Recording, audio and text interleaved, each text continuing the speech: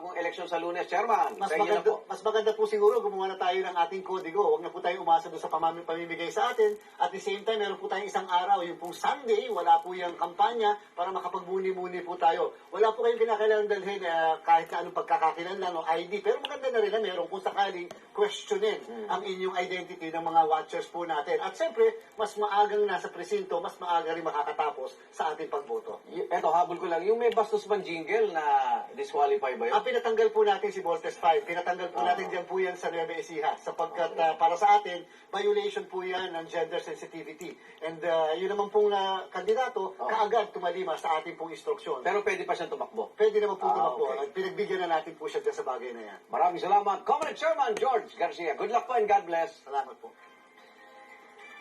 Pero alam mo yun.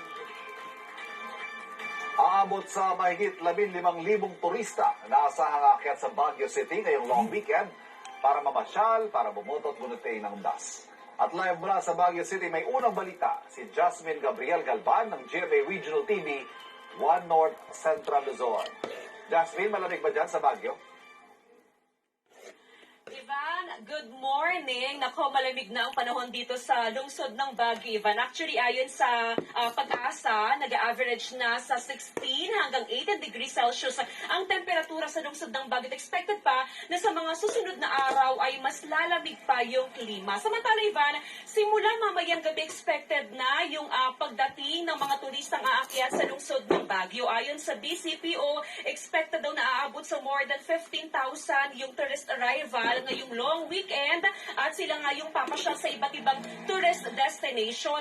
Kasama pa dyan, Ivan, yung mga uuwi naman dito sa lungsod ng Baguio para bumoto at yung mga dadalaw na rin sa nicho ng kanilang mga yumaong mahal sa buhay. Ayon sa BCPO, nakatakda silang mag-deploy ng nasa 600 na pulis na ipakakalat sa iba't ibang lugar sa lungsod ng Baguio. Panawagan naman ng lokal na pamahalaan sa mga turistang aakyat sa lungsod ng Baguio, panatilihin po yung kalinisan sa lugar at sundin pa rin syempre yung ipinapatupad na guidelines dito sa Baguio City. Nag-abiso naman ng lokal na pamahalaan sa mga motorista na bagamat holiday, patuloy pa rin po yung ipapatupad na coding ng mga sasakyan. Yan muna ang latest mula dito sa lungsod ng Baguio. Balik sa iyo, Ivana. Maraming salamat, Jasmine Gabriel Galvan, GMA Regional TV, 1 North Central Luzon.